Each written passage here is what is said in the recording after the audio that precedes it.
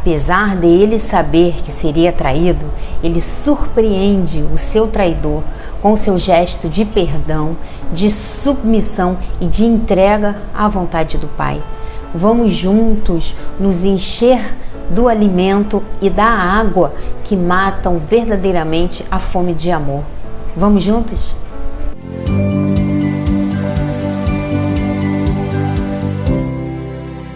Na cultura do povo hebreu, a ceia tinha uma importância que ia muito além de alimentar o corpo. E é por essa razão que Abraão recebeu como orientação praticar a sua religiosidade fazendo refeições com as pessoas.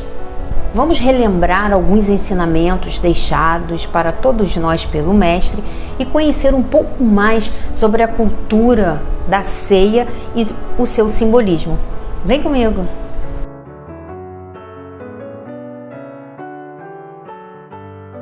Nós vamos estudar hoje a lição número 25, cujo título é A Última Ceia, que está no livro Boa Nova. Com a aproximação da Páscoa, achamos que seria interessante nós relembrarmos alguns ensinamentos que Jesus nos deixou durante a última ceia. No mundo hebreu, receber alguém em sua casa para fazer a refeição com você era mais do que oferecer comida. Era criar intimidade. Naquela época, você não chamava alguém para fazer refeição com você se você não quisesse ter mais intimidade com aquela pessoa. Sentar-se à mesa com alguém era compartilhar a presença. É dizer que você estava disposto a ter um relacionamento mais profundo, era sair da superficialidade, era partir para uma tentativa de ter uma verdadeira comunhão com esse alguém. É muito diferente da nossa prática de hoje, que hoje nós sentamos com as pessoas, fazemos as nossas refeições, às vezes comemos um sanduíche de forma rápida, nem percebemos direito quem está sentado conosco à mesa, se estivermos em algum local público. Mas no povo hebreu não. As pessoas ao redor da mesa, elas estavam também dispostas, não só aquele que chamava, que convidava, mas também aquele que aceitava o convite.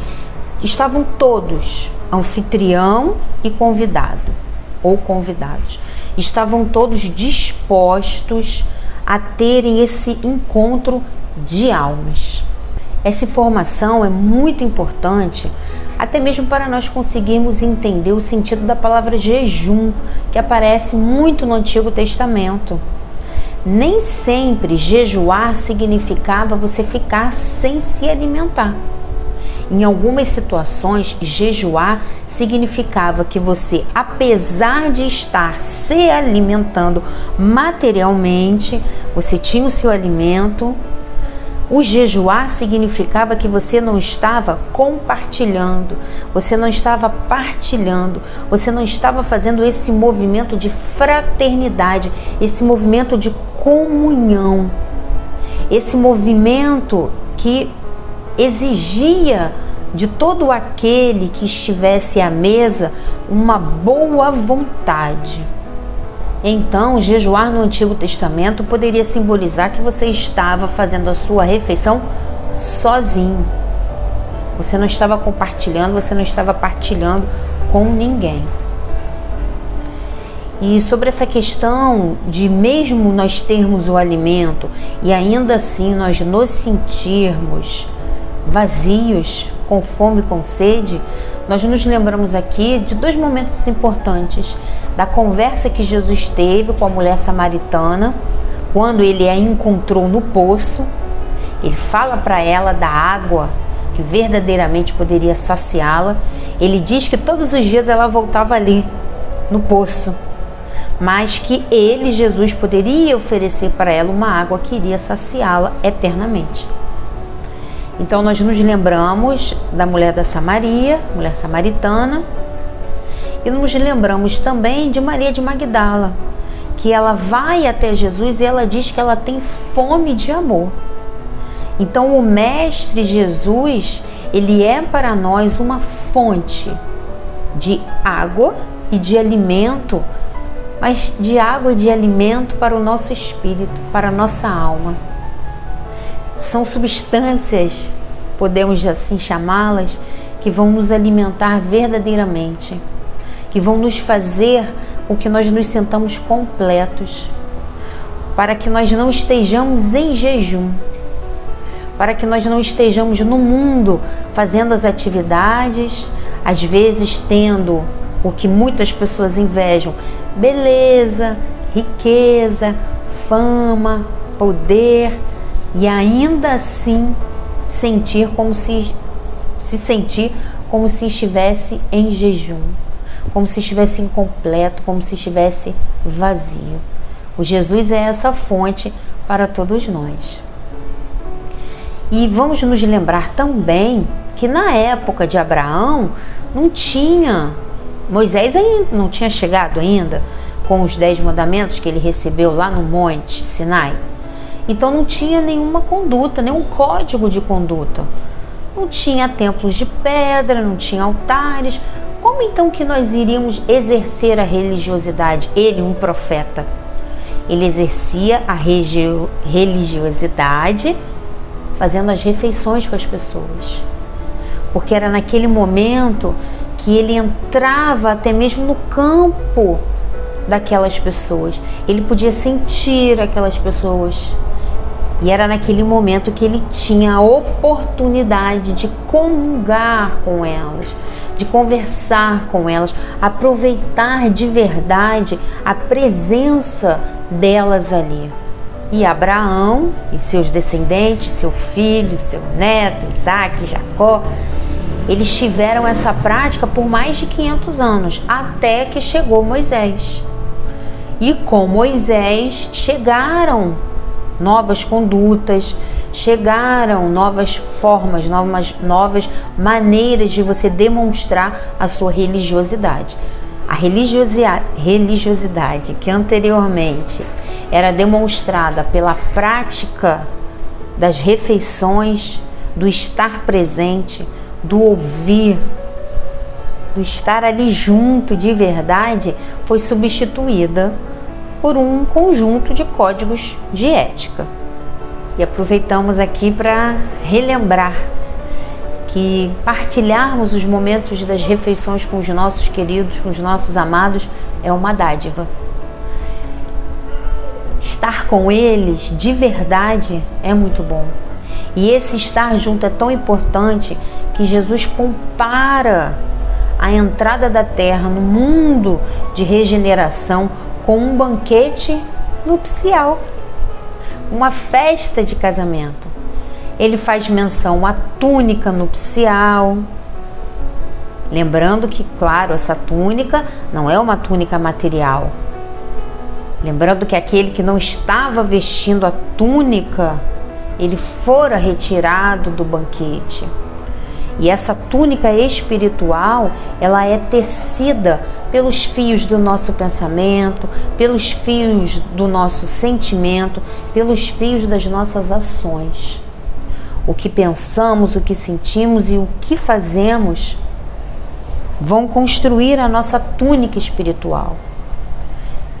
Então é importante que nós estejamos trabalhando na confecção dessa túnica espiritual para que ela esteja à altura do casamento, para que nós também não sejamos retirados da festa por não estarmos bem trajados.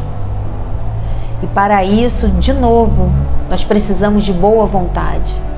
Falamos da boa vontade que os participantes da refeição precisavam ter e voltamos à boa vontade.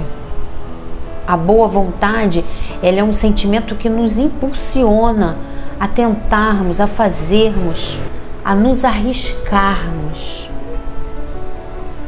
a fazermos aquilo que outras pessoas dizem que nós não conseguimos fazer. Às vezes, a fazermos aquilo que nós mesmos achamos que nós não somos capazes de fazer. Mas a boa vontade é esse sentimento que nos impulsiona, que faz com que creiamos em nós, com que creiamos em Deus e façamos o que deve ser feito. A ceia, à época de Jesus, até mesmo à época de Abraão, ela era composta por uma recepção que tinha alguns elementos.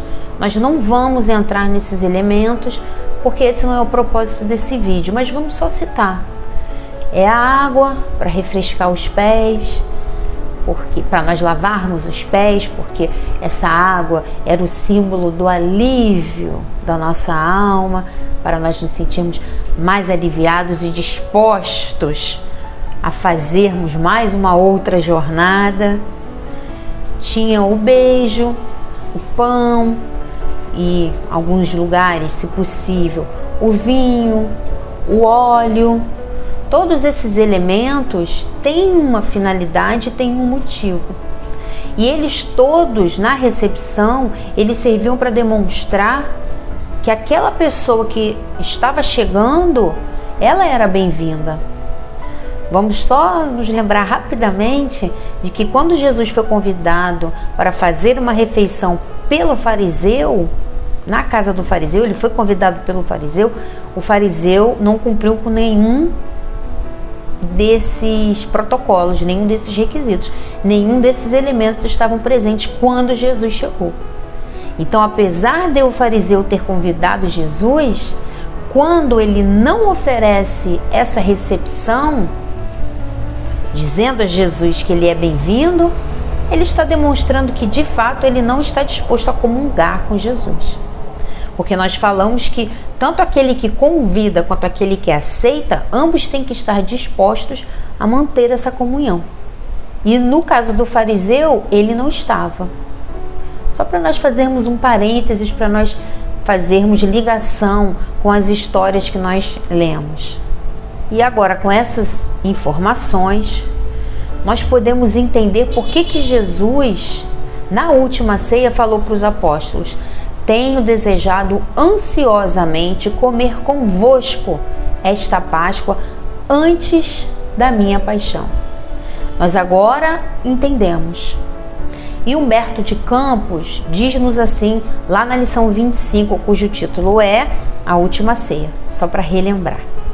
Humberto de Campos diz-nos: reunidos os discípulos em companhia de Jesus no primeiro dia das festas da Páscoa, como de outras vezes, o mestre partiu o pão com a costumeira ternura. Por que Humberto de Campos colocou para nós no primeiro dia das festas da Páscoa? Porque a Páscoa começava na sexta-feira às 18 horas e ia até sábado às 18 horas. Mas a festa da Páscoa durava 7 dias. E ele completa: como de outras vezes, o mestre partiu o pão com a costumeira ternura, mostrando aí que Jesus era sempre terno, sempre realmente amoroso em todos os momentos. E ao partir o pão, como ele está dizendo aqui para nós, que Jesus partira, Jesus se coloca numa postura daquele que recebe, do patriarca, do anfitrião, de pai mesmo. É como se Jesus estivesse ali fazendo um papel de um pai, daquele que orienta, que dá as direções, daquele que aconselha, daquele que tem uma visão mais ampla, mais experiente, que sabe mais, que enxerga lá na frente. E o pão, àquela época, quando ele era partido, a pessoa que partia o pão, ela tinha o direito, ela tinha a prerrogativa de oferecer o primeiro pedaço daquele pão a alguém que ela queria homenagear, alguém que ela queria destacar. A semelhança do que nós fazemos hoje aqui, nos aniversários. O aniversariante parte o bolo e o primeiro pedaço de bolo ele entrega a alguém a quem ele queira fazer uma homenagem. E assim como algumas pessoas, durante a entrega do primeiro pedaço de bolo, podem sentir ciúmes, inveja, a mesma coisa acontecia na hora de você entregar o primeiro pedaço do pão. E eu me surpreendi porque eu não sabia, eu me surpreendi com a pessoa para quem Jesus entregou esse pão. Vocês imaginam para quem Jesus entregou esse primeiro pedaço do pão? Eu me surpreendi. Ele entregou para Judas. Ele entrega para Judas. Eu fiquei na dúvida entre Pedro. Eu até pensei um pouquinho em Judas, mas eu chutei logo Pedro. Não sei o que vocês chutaram, mas eu não acertei. E ele entrega para Judas. E ele, nesse momento que ele entrega isso para Judas, ele já oferece para Judas um perdão antecipado e consciente. No capítulo 12 do Evangelho segundo o Espiritismo, cujo título é Amai os vossos inimigos, lá nas instruções dos Espíritos, item 9, que foi essas orientações, esse item nos foi ditado por Júlio Oliver, Paris, 1862. Nesse item 9, cujo título é A Vingança, ele nos diz assim: perdoai aos vossos inimigos, que aquele que se nega a perdoar não somente não é espírita, como também não é cristão. Eu achei isso aqui muito forte. Aquele que se nega a perdoar não somente não é espírita, como também não é cristão. Por quê? Porque Jesus Cristo nos deixou como um dos ensinamentos o perdão. E ao entregar esse primeiro pedaço do pão para Judas, ele já está oferecendo esse perdão antecipado. Apesar de ele saber, apesar de tudo, ele tem esse gesto para com Judas. Jesus realmente é surpreendente. E na sequência, Humberto de Campos nos diz assim: seu olhar, contudo, embora sem trair a serenidade de todos os momentos, apresentava misterioso fulgor, como se sua alma naquele instante vibrasse ainda mais com os altos planos do invisível. Jesus já sabia do que ia acontecer, já esperava, então ele já estava se preparando. E no livro A Caminho da Luz, Emmanuel nos diz que Jesus faz parte de uma comunidade de Cristos do Sistema Solar. Então, provavelmente, ele realmente estava fazendo essa ligação, ele estava se ligando ainda mais com todos aqueles que iriam auxiliá-lo num momento tão doloroso. E segue Humberto de Campos. Em dado instante, tendo-se feito a longa pausa entre os amigos, o Messias acentuou com firmeza impressionante. Olha só, agora ele vai anunciar o que vai acontecer.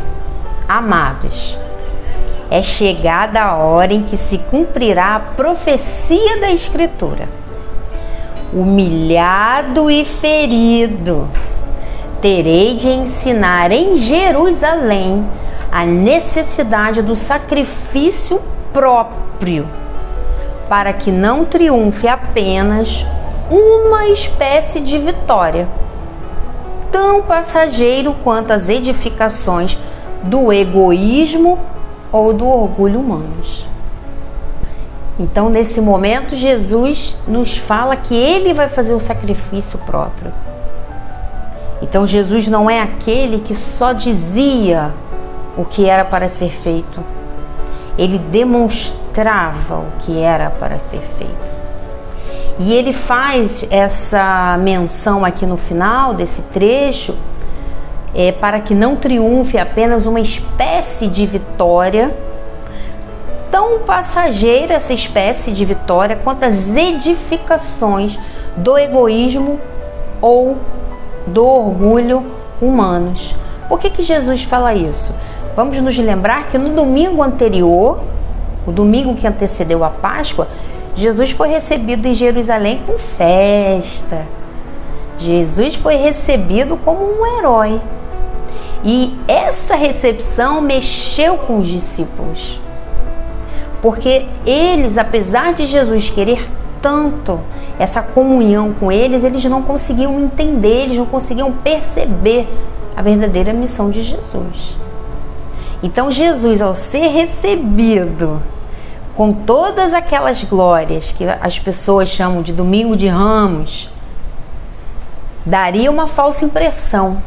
Jesus foi recebido com as glórias do mundo. Mas ele falou lá que as glórias do mundo são as glórias que são baseadas no orgulho e no egoísmo.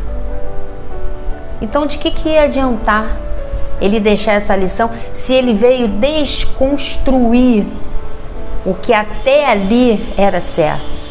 Jesus veio sacudir, Jesus veio mostrar uma nova forma de nós agirmos, a forma que estaria em consonância verdadeira com o amor de Deus, com a lei de amor. Então, por isso que ele chama a atenção dos apóstolos. E segue Humberto de Campos com as palavras de Jesus.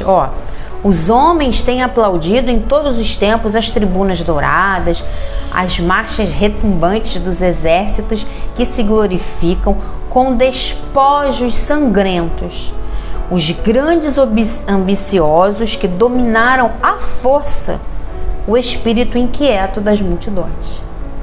Então Jesus veio mostrar para todos nós que a violência não é o caminho, que derramar o sangue não é o caminho, que na verdade não existe justificativa para nós derramarmos sangue, para nós agirmos com violência, à força, dominar o outro à força, seja a força pelas ações, seja a força pelas ideias, que às vezes nós queremos impor as nossas ideias ao outro, forçamos até que o outro, fraco, por conta das suas razões, não sabemos, ele cede.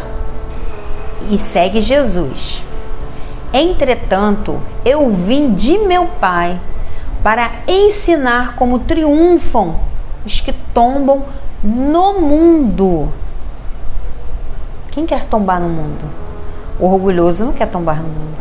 O egoísta não quer tombar no mundo.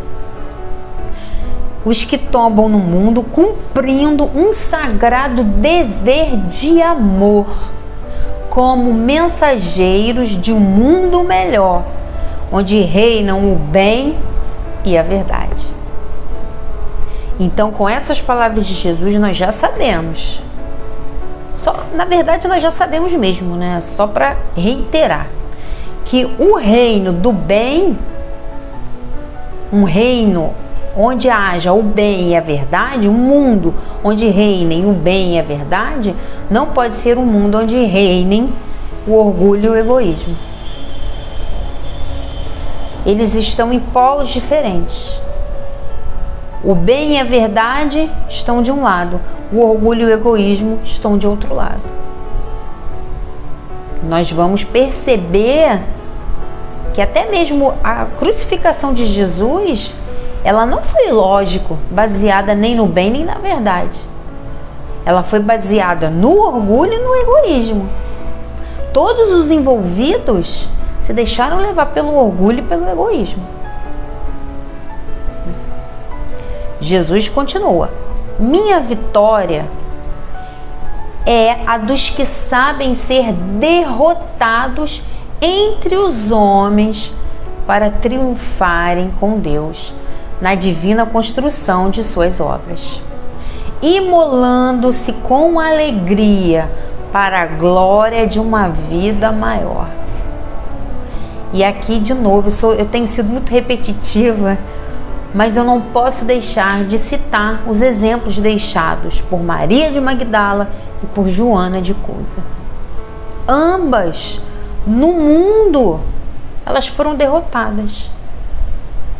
Uma morreu leprosa e a outra morreu queimada, porque negou-se a abjurar Jesus. E inclusive, um dos algozes de Joana de Cusa pergunta para ela se o mestre dela só a havia ensinado a morrer, ou seja, a ser derrotada entre os homens. E ela olha para ele e diz: não somente a morrer, mas também a te amar.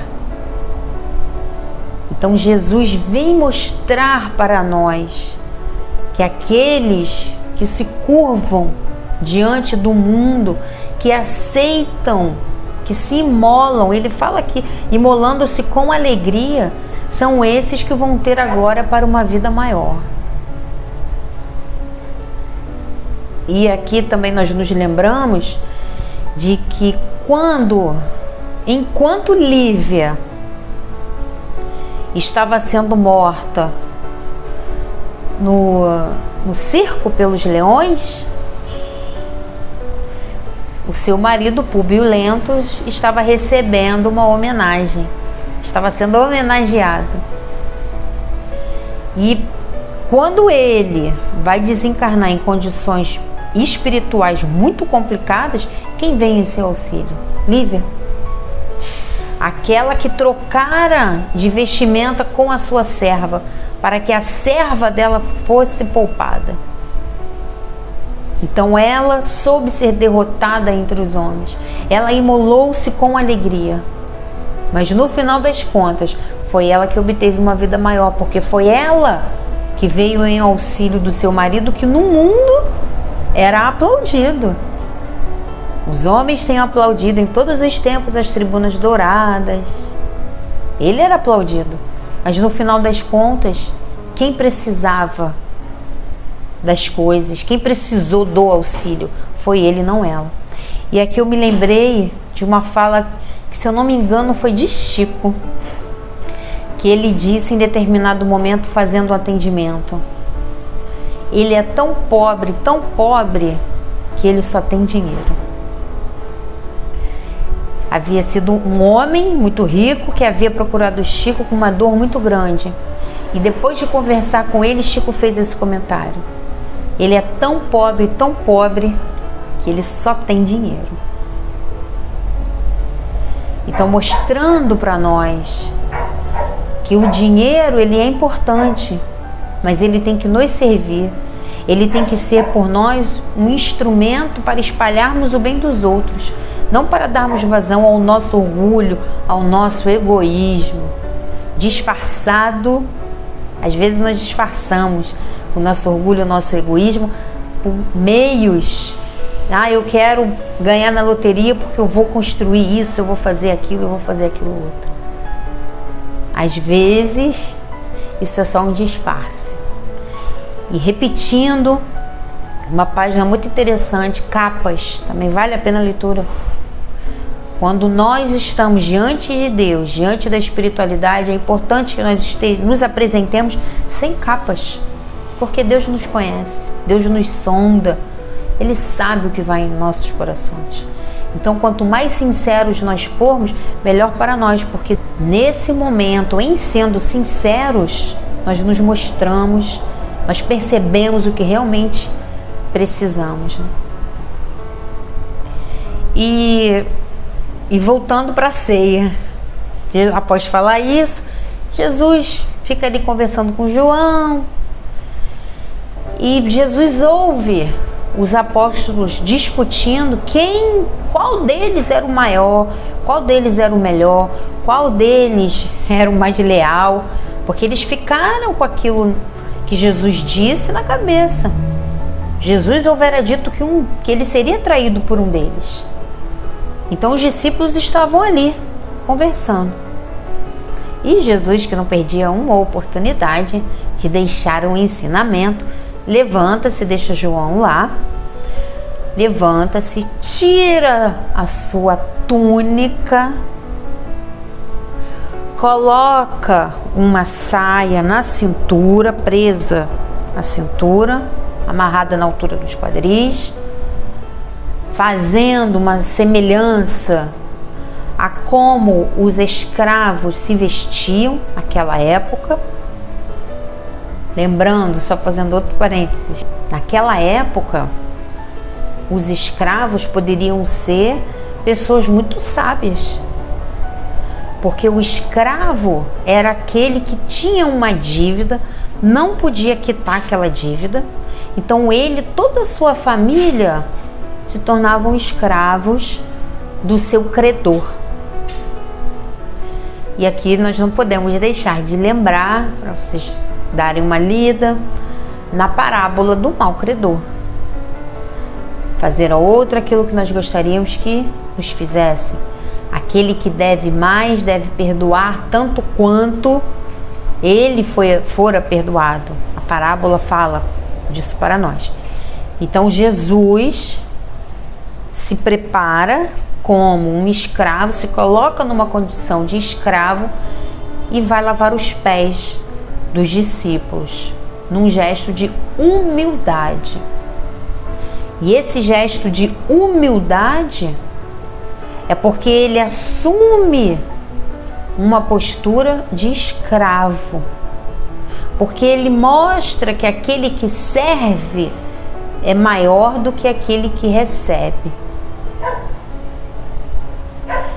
Aquele que recebe, ele é pequeno, porque ele não está conseguindo dar conta daquela situação. Mas aquele que serve, não. Eu faço para mim e eu tenho condições de fazer para você. E em algumas situações em nossa vida, nós precisamos nos colocar na posição daquele que recebe. Nós precisamos entender que naquele momento nós não temos nem para nós, porque eu só posso oferecer aquilo que eu tenho. Eu só posso dar daquilo que eu tenho. Só posso tirar daquilo que eu possuo. E é humildade, é um ato de humildade também. Nós nos colocarmos na posição daquele que recebe. Tão importante quanto estarmos na posição daquele que serve. Tudo é o equilíbrio. E Pedro, em princípio, se nega. Diz que não quer, que é um absurdo. Ele não vai, Jesus não vai lavar os pés dele. Mas só depois que Jesus diz que aquele que não lavar os seus pés não estará com ele, aí ele aceita. Aquele que não se coloca também na posição de receber, ele não pode estar com Deus de fato, nem com Jesus. Porque há situações nas quais nós não temos o que ofertar. Nós só temos que receber. E é preciso esse gesto de humildade. Eu recebo. Eu agora entendo que eu não posso fazer nada. Eu espero de Ti, Pai, que Tu me envies o auxílio. E que me ajude a perceber o auxílio, porque às vezes a gente não percebe o auxílio. Na última ceia, Jesus mostra para nós que Ele é o arquétipo das dores humanas, das dores que nós podemos sentir aqui na terra a qualquer momento. Ele foi traído, Ele foi incompreendido, Ele foi humilhado, Ele foi abandonado, Ele foi machucado, agredido, insultado. Judas, por ignorância, por não entender a missão do Cristo, por achar que ele deveria dominar e reinar no mundo físico, fez o pacto com os sacerdotes. Então Jesus é o arquétipo para nós das dores, e Judas mostra para nós o exemplo daquele que não entende o que Jesus veio fazer. Daquele que se rebela, daquele que quer apressar, daquele que por orgulho quer fazer com que as coisas aconteçam, quer mostrar que ele conseguiu. E ao cair em si, Ao perceber o que acontecera, que ele houvera sido enganado pelos sacerdotes, ele quis reverter a situação, mas já era tarde demais. Eu sugiro que vocês façam a lição da página Campo de Sangue, que está no livro Caminho, Verdade e Vida, lição número 91. E se, assim como Judas, nós também tivermos traído Jesus por 30 moedas, ou se nós formos traídos por alguém por 30 moedas, que nós possamos nos perdoar e perdoar aquele que nos vendeu. Porque tanto a resistência ao perdão, tanto o perdão para o outro quanto para o auto-perdão, são indícios do nosso grande orgulho.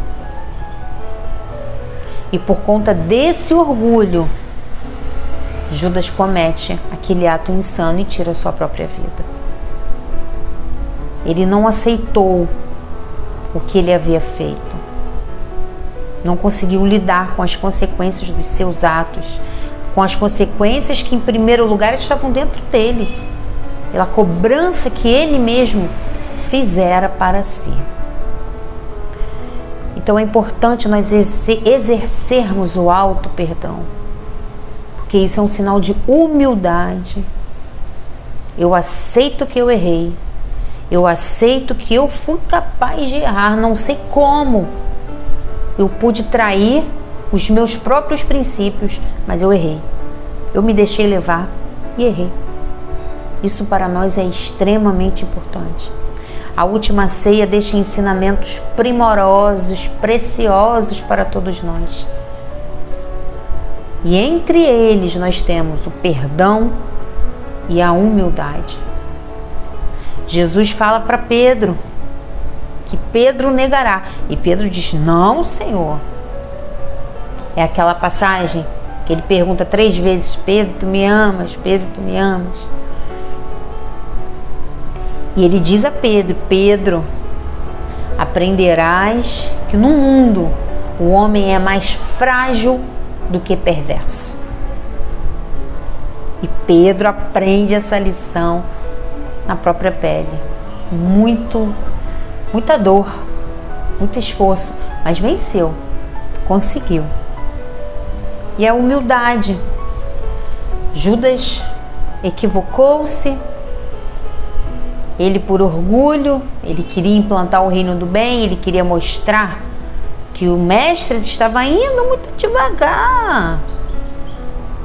Ele não, ele ia acelerar as coisas, ele ia conseguir fazer. Ele ia ser o primeiro. E quantas vezes nós também achamos que nós estamos dando notícias de primeira mão, que são verdadeiras, que são ótimas, que nós estamos mostrando para os outros aquilo que ninguém nunca viu, mas nós conseguimos ver. E a base disso é o orgulho. Judas não conseguiu lidar com seu equívoco, esqueceu-se de que Deus é amor, de que Deus nos oferece uma outra chance. Então vamos nos lembrar, todos nós temos uma outra chance. No entanto, não deixemos para amanhã a transformação que nós podemos efetuar em nós mesmos hoje. Não deixemos para amanhã a felicidade real que pode ser nossa ainda hoje. Façamos a nossa parte, porque Deus nunca deixa de fazer a parte dele. Te vejo no próximo vídeo.